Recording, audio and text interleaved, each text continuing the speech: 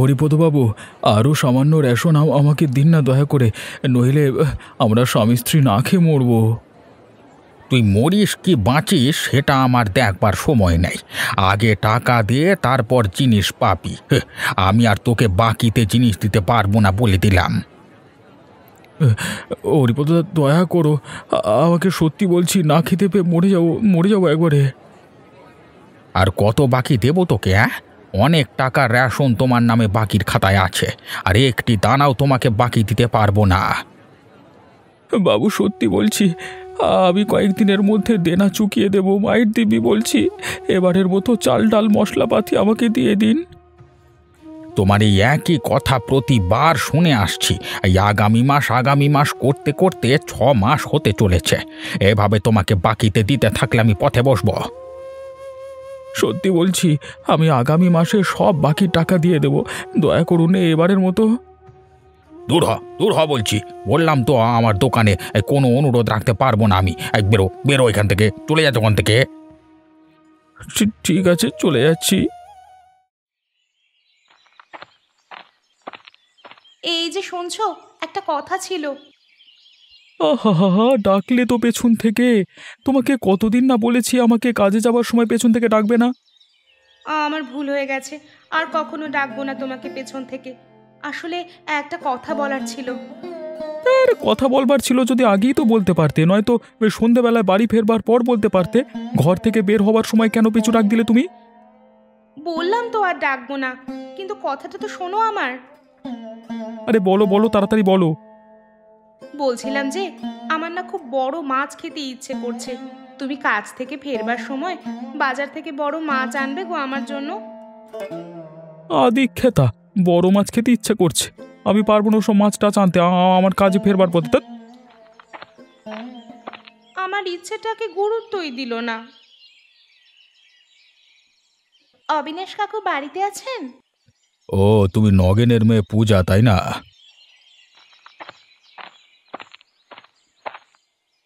আগে হ্যাঁ অবিনাশ কাকু।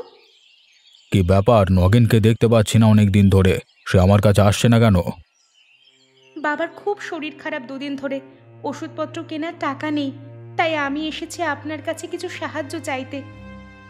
দেখো পূজা, নগেনের আগেও অনেকবার আমার কাছ থেকে নানান মিথ্যে অজুহাত দিয়ে অনেক টাকা মেরেছে। আমি ওকে ভরসা করি না। অবিনাশ কাকু, সত্যি বাবার শরীরটা খুব খারাপ। এই সময় ওষুধপত্র না খেলে প্রাণে বাঁচবে না বাবা। বুঝেছি, কিন্তু তুমি যদি ওষুধের জন্য টাকা নিতে এসেছো আমার কাছ থেকে, তাহলে অসম্ভব। আমি একটি টাকা দিয়েও তোমাকে সাহায্য করতে পারবো না। অবিনাশ কাকু আমাকে মুখের উপর না বলে দিল। এখন বাবাকে কি করে ওষুধ কিনে খাওয়াবো?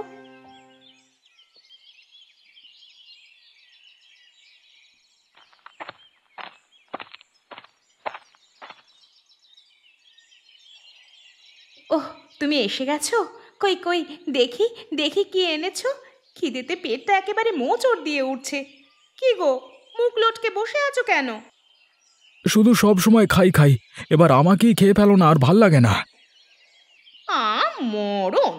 তোমাকে খেয়ে পাবোটা কি? ওই কটা হাড় গোড় চামড়ার চাদরে ঢাকা, তার আবার বড় বড় কথা। আগে বলো, রেশনের জিনিস কোথায়? হরিপদবাবু আমাকে আর রাশন দেবেন না। আগের থেকে অনেক টাকা আমার নামে ওনার বাকির খাতায় আছে, তাই অনেক অনুরোধ করবার সত্ত্বেও উনি বাকি দিতে রাজি হলেন না। ও মা গো, হরিপদবাবু মানা করে দিলেন? এবার আমি কি করে খাবো? সেই সকাল থেকে একটা গোটা কাঁঠাল খেয়েছিলাম, ব্যাস। ওইটুকানি খেয়ে কি আর থাকা যায় বলো? সাধু কিচ্ছু খায় না যেন, শুধু 1 কেজি দুধের পায়েস খায়, যত সব। কি বিড়বিড় করে বলছো শুনি? এভাবে হাত গুটিয়ে বসে থাকলে হবে? আমার জন্য খাবার ব্যবস্থা করো, খিদেতে আমার মাথা ঘুরাচ্ছে। তোমার এত খিদে পায় কোত্থেকে শুনি? তোমাকে খাওয়াতে খাওয়াতে আমি ধনে প্রাণে মরে গেলাম, তাও তোমার খিদে মেটাতে পারছি না আমি। কি বললে তুমি? আমি বেশি খাই বলে তোমার হরিপদ কাকুর দোকানে বাকি হয়েছে? ভুলে যেও না, আমি তোমার বিবাহিত স্ত্রী। তুমি আমার ভরণ পোষণের দায়িত্ব নিয়েছো। সেটাই তো আমার জীবনের সব থেকে বড় ভুল, তোমার মতো পেটুক মহিলাকে বিয়ে করা। কি? তুমি আমায় পেটুক বললে? তোমার এত বড় স্পর্ধা! নিজের কথা ভেবেছো একবার? মুড়ে বলদ কোথাকার, বউ খাওয়াতে পারে না। লতা, হরিপদ কাকুর দোকানে তোমার জন্যই এত ধারে পড়েছি আমি। এরপরও যদি বলো আমি তোমার খাবারের জন্য কিছু করি না, তাহলে আর বলবার কিছু নেই। কোন মুখে কথা বলে শুনি? কিছু বলার মুরদ আছে কি তোমার? মুড়ে কোথাকার। লতা, তুমি যদি এভাবে আমাকে কথা শোনাও তাহলে কিন্তু আমি একটা কিছু করে বসবো। আর আর কিছু ভাল লাগছে না আমার। আচ্ছা আচ্ছা, শোনো, একটা কথা বলি। সেসব না করে একটা কাজের কাজ করো, যাতে টাকা পয়সা আসে, বুঝেছো?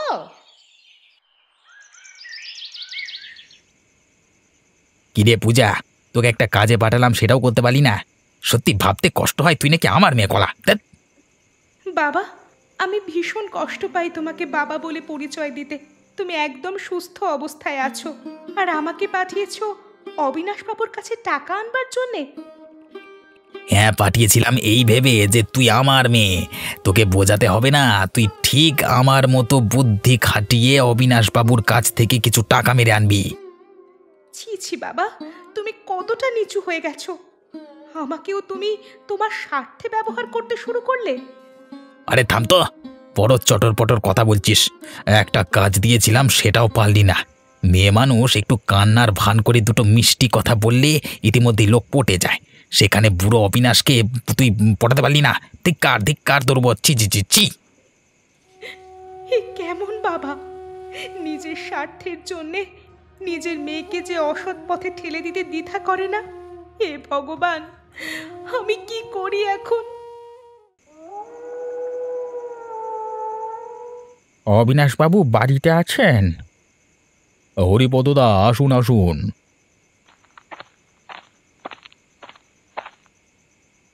কেন ডেকে পাঠিয়েছেন আমাকে জানতে পারি? কোনো বিশেষ কারণ নাকি? মানে হরিপদদা, আপনি ঠিকই ধরতে পেরেছেন। সামনে বসন্ত উৎসব। আমার ইচ্ছে সেদিন গ্রামের সমস্ত মানুষকে দুপুরে খাওয়াবো। বাহ, এ তো অনেক মহৎ ইচ্ছে আপনার, তার জন্য আপনাকে সাধুবাদ জানাই। তাহলে সমস্ত কিছুর ভার আপনাকেই দেওয়া হলো। তাহলে আপনার তত্ত্বাবধানে এই মহৎ খাবারের আয়োজন করা হবে। অবিনাশবাবু, আপনি ওসব নিয়ে একদম ভাববেন না, আমি সবটাই সামলে নেব। বাহ, গ্রামের সমস্ত লোকের খাবারের আয়োজন মানে সে তো অনেক টাকার জিনিসপত্র। এই সুযোগে আমি বেশ মোটা টাকা কামাতে পারবো। আরে হরিপদদা, আপনি একা কি বিড়বিড় করছেন আর কি ভাবছেন? না না অবিনাশবাবু, আমি আপনার আয়োজনের কথাই ভাবছিলাম। বলছিলাম, আপনি কি কি খাবারের পদ করতে চাইছেন শুনি? গোবিন্দভোগ চালের ভাত, সোনামুগের ডাল, পটলের দোরমা, কাতলা মাছের কালিয়া, খাসির মাংস আর কাঁচা আমের চাটনি, তার সাথে মিষ্টি, দই আর রাজভোগ। বাহ, অবিনাশবাবু, আপনার পছন্দের তুলনা নেই। হবে নাই বা কেন? হ্যাঁ, গায়ে যে আপনার জমিদার বংশের রক্ত বইছে। আমি একটা পদ যোগ করতে চাইছি, যদি আপনি অনুমতি দেন আর কি। হরিপদদা, নিঃসন্দেহে বলুন। যদি কাতলা মাছের মাথা দিয়ে মুড়ি ঘন্ট করা যায় তাহলে সোনায় সোহাগা। হ্যাঁ, গ্রামের লোকেরা এই উৎসবের ভাণ্ডার চিরকাল মনে রাখবে। হে ভগবান, আমার আর ভালো লাগছে না। এদিকে পেটুক বউকে খাওয়াতে খাওয়াতে আমি নিঃস্ব হয়ে গেলাম, আর ওদিকে কোনো কাজ ও সন্ধান খুঁজে পাচ্ছি না আমি।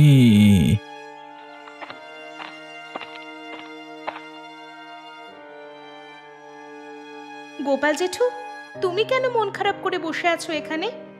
জেঠুর সাথে ঝগড়া হয়েছে বুঝি? আর বলিস না, তুই তো জানিস তোর বৌদি একজন পেটুক মহিলা, সারাদিন শুধু খাই আর খাই। কেন গোপাল জেঠু? লতা বৌদি না হয় একটু খেতে ভালোবাসে, তার জন্য তুমি মন খারাপ করে বসে থাকবে? তার এই অত্যাধিক মাত্রায় খাবারের পরিমাণ মেটাতে আমার হরিপদ কাকুর দোকানে অনেক টাকা বাকি পড়ে গেছে। উনি বলেছেন আর একটি দানাও বাকি দেবেন না। ও, এটা তো খুব চিন্তার বিষয়। আচ্ছা পূজা, এবার তুমি বলো কেন এসেছো এখানে মুখ ভার করে? কি ব্যাপার? কি বলি, মনের দুঃখের কথা। বাবার চরিত্রের কথা তো তুমি জানো। কাল অসুস্থ হবার ভান করে আমাকে অবিনাশবাবুর কাছে ওষুধ কেনার জন্য কিছু টাকা আনতে পাঠায়। হায় হায় রে, শেষমেশ একমাত্র মেয়েটাকেও ছাড়ছে না নগেন। এরপর কি হবে? অবিনাশবাবু স্পষ্ট বলে দিয়েছেন যে বাবা নাকি আগে অনেক টাকা ওনার থেকে মেরেছেন, তাই ওনার পক্ষে একটি টাকা দেওয়াও অসম্ভব। তোমারও দেখি আমার মতো অবস্থা, একদিকে হরিপদ কাকু, অন্যদিকে লতার চেঁচামেচি। চলে গেলাম গো। হ্যাঁ জেঠু, বাড়ি ফিরে বাবা আমাকে অবিনাশবাবুর থেকে টাকা আনতে না পারার জন্য অনেক কথা শোনালো। ওহে নগেন, বাড়িতে আছিস?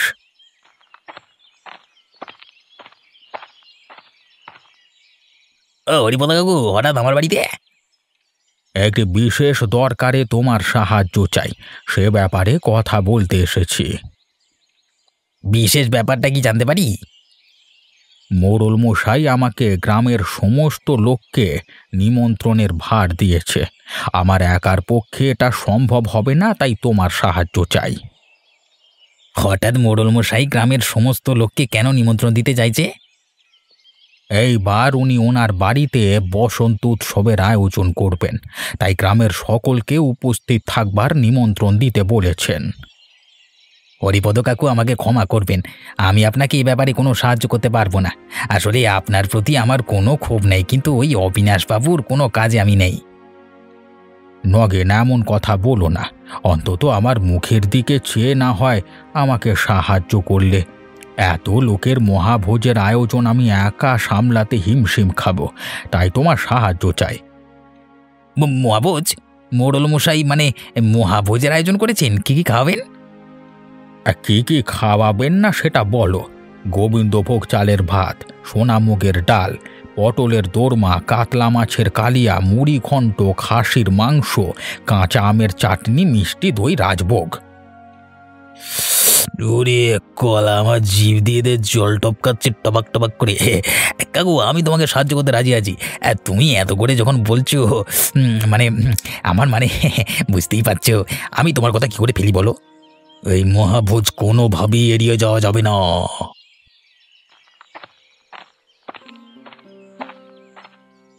ও লতাদি, কি হলো? কোথায় যাচ্ছ? যাচ্ছি ওই পেয়ারা বাগানের দিকে, গিয়ে দেখি কটা পেয়ারা পাওয়া যায় কিনা। তোমার চেহারা অনেক খারাপ হয়ে গেছে, তুমি অনেক শুকিয়ে গেছো গো লতাদি। আর বলিস না, খেতে না পেয়ে আমার চেহারার এই দশা। তোর গোপাল দা একটা কুঁড়ে মানুষ, কোনো কাজই সে করে না, তাই রোজগারও নেই, আর তাই সংসারে তার জন্যই অভাব অনটন।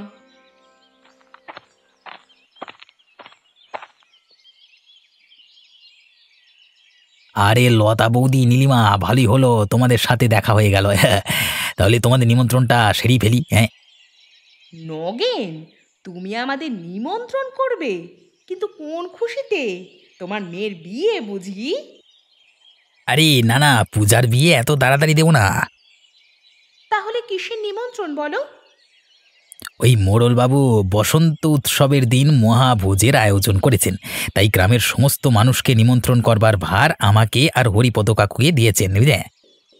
বাহ, এ তো খুশির খবর। আমি সেজে গুজে মোহভোজ খেতে চলে যাব। নগেন, বলো না কি কি খাওয়াবে? এই গোবিন্দভোগ চালের ভাত, সোনামুগের ডাল, আরো অনেক কিছু, আর বলবো না। হ্যাঁ, সেখানে গিয়ে দেখতে পাবে। বাহ, অনেক দিন পর এত ভালো ভালো খেতে পারবো, শুনেই খুশি হলাম। কিন্তু কবে যে সেই দিন আসবে সেই আশাই রইলাম। হ্যাঁ, গোপালের বউ যা পেটুক সব একাই খেয়ে নেবে। আরে 10 জনের খাবার একাই নাকি খেয়ে ফেলে শুনেছি। গোপালদার জন্য করুণা হয়।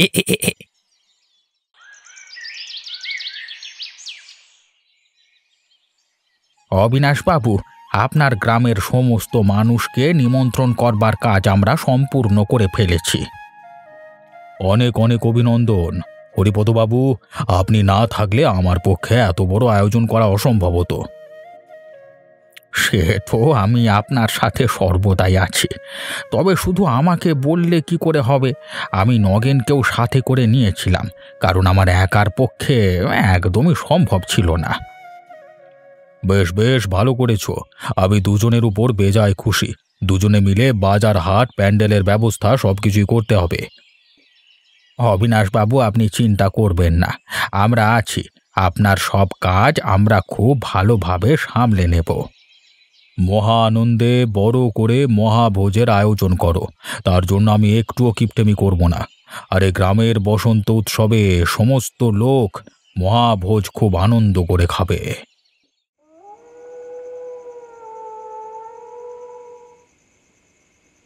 ওগো শুনছো, তোমাকে একটা অত্যন্ত খুশির খবর দেওয়ার আছে। কেন, তুমি মরতে যাচ্ছ নাকি? যদি সেটা হয়, এর থেকে আর খুশির খবর আমার জন্য কিছু হতে পারে না। মরণ, তুমি তো সেটাই চাও আমি মরে যাই। আসলে তুমি আমাকে এক চোখেও দেখতে পারো না। আমার মতো মেয়ে বলেই তোমার মতো লোককে সহ্য করছি। অন্য কেউ হলে কবেই তোমাকে ছেড়ে চলে যেত। আচ্ছা আচ্ছা, বলো দেখি কি খুশির খবর শোনাতে চাইছো, বলো। বলছি, আজ নগেন এসে নেমন্তন্ন করে গেছে আমাকে। আসছে বসন্ত উৎসবের দিন, ওই অবিনাশ বাবুর বাড়িতে মহাভোজের আয়োজন করা হয়েছে। মহাভোজের আয়োজন অবিনাশবাবু করেছেন, আর নগেন তোমাকে নেমন্তন্ন করেছে? আরে পুরো কথাটা তো শোনো আগে। অবিনাশ বাবু নাকি হরিপদ বাবুকে দায়িত্ব দিয়েছে গ্রামের সমস্ত লোককে নেমন্তন্ন করতে। হরিপদ বাবুর পক্ষে একা এত লোক নেমন্তন্ন করা সম্ভব নয়, তাই বলে নগেনকে দায়িত্ব দেওয়া হয়েছে। বাবা বাবা বাবা, মনে হচ্ছে রাজসিক আয়োজন করবে অবিনাশবাবু, আর এই সুযোগে হরিপদবাবু আর নগেন কিছু টাকা এদিক ওদিক করে অবিনাশবাবুর কাছ থেকে হাতিয়ে নেবে। যাক, অনেক দিন পর একটা নেমন্তন্ন খেতে পারবো। তুমি তো আর আমাকে পেট ভরে খেতে দিতে পারো না। যাক, এবার না হয় পেট পুড়ে খাবো। তোমার ওটা পেট নয়, একটা মস্ত বড় কুয়ো। যতই গেলাও সেই কুয়ো আর ভরাট হয় না। লতা, একটা কথা বলে দিচ্ছি, কান খুলে শোনো। তুমিও এই মহাভোজে যেতে পারবে না, কারণ তোমার মতো পেটুক এই গ্রামে আর দুটো নেই। চুপ করো, অলস পুরুষ মানুষ কোথাকার। তুমি কে বলার আমাকে? আমি কোথায় যাব না যাব আমার খাবারের ব্যাপারে তুমি নাক গলাতে এসো না বলছি, নইলে গ্রাম শুদ্ধ অপমান করব, বুঝলে? তোমাকে বারণ করবা সত্ত্বেও তুমি এখনো বসে বসে খেয়ে যাচ্ছ। তোমার ব্যাচের লোকেরা বোধহয় খেয়ে একটা ঘুম দিয়ে ফেললো। তোমার খাওয়া হচ্ছে না, সেই কখন থেকে খেয়েই যাচ্ছ। তুমি খাওয়াচ্ছ না তোমার বাপ খাওয়াচ্ছে শুনি? বেশি কথা বলো না, আমাকে খেতে দাও বলছি, নইলে তোমার বিপদ হবে।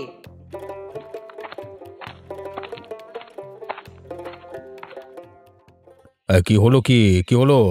আরে নগেন, কি ব্যাপার? তুমি লতার উপর রাগ দেখাচ্ছ কেন এরকম করে? আরে গ্রামের লোকেরাও আছে, সকলের সামনে এরকম ঝগড়া করো না, লোকে হাসাহাসি করবে তো। দেখুন না অবিনাশ বাবু, ও আমাকে শান্তি মতো খেতে দিচ্ছে না। আমি একটু খেতে ভালোবাসি বলে ও আমাকে কথা শোনাচ্ছে। ও না আমার খাওয়া একদম দেখতে পারে না। 3টে ব্যাচ ধরে লতা খেয়েই চলেছে। ও স্বাভাবিকভাবে খেলে এই খাবারগুলো কত মানুষ খেতে পারত। লতা একাই যদি 20-25 জন মানুষের খাবার খেয়ে মানে একাই খেয়ে নেয়, তাহলে কি হবে? আরে নগেন, ওকে খেতে দাও। ও যখন খেতে চাইছে ওকে বারণ করো না। আমি অঢেল ব্যবস্থা করে রেখেছি, যে যত পারে ইচ্ছা যায় খাক। উফ, কোন অলক্ষণে এক রাক্ষসীকে গোপালদা বিয়ে করেছিল কে জানে। কলা না না, খাও, খেয়ে উদ্ধার করো, কলা ভাল লাগে না।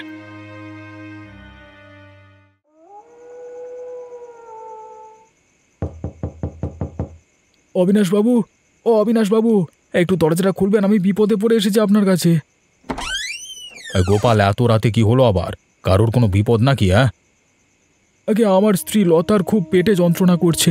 ওকে কতবার বলেছি কম করে খেতে, কিন্তু কে কার কথা শোনে? হাজার বারণ করবার সত্ত্বেও ওর মতো করে হামলে খেয়েছে। এখন পেটের ব্যথায় অস্থির চিৎকার করে কাঁদছে। আরে এটা তো সবাই জানে তোমার বউ খুব পেটুক, কি আর করবার আছে? যার যেমন চরিত্র। তবে লতাকেও একটু ভেবে চিন্তে খেতে হতো। মানে উৎসব বাড়ির রান্না তো একটু মশলাপাতি বেশি দেওয়া হয়, সেই সব রান্না পেট ঠেসে খেলে এমনই হয়। সেই জন্যই ওকে আমি আসতে বারণ করেছিলাম। আজকে এই লতার জন্যই আমি ধারে পড়েছি। হরিপদ কাকার দোকানে আজকে অনেক জিনিস ধার হয়ে আছে। এই রাক্ষসীকে খাওয়াতে খাওয়াতে আমি নিজে শেষ হয়ে যাব বাবু। বলি কি, এক প্রকার ভালোই হয়েছে, পেটের ব্যথা হয়েছে, এবার হয়তো লতা কিছুটা শিক্ষা পাবে, এক প্রকার তুমি নিস্তার পাবে। ঠিক আছে বাবু, কিন্তু পেট ব্যথা বেশি হয়ে গেলে পরে আরও কেলেঙ্কারি হয়ে যাবে। এত রাতে তাকে যদি হাসপাতালে নিয়ে যেতে হয় তাহলে তো এক বিপদ। তার চিকিৎসা করবার টাকা কোথায় পাবো? গোপাল, তুমি চিন্তা করো না, আমি একটা ওষুধ দিয়ে দিচ্ছি, তুমি এখানে দাঁড়াও। এই নাও গোপাল, এই ওষুধটা এক্ষুনি এই লতাকে খাইয়ে দাও, আশা করি শীঘ্রই আরাম পাবে। ধন্যবাদ অবিনাশবাবু, আপনাকে অসংখ্য ধন্যবাদ।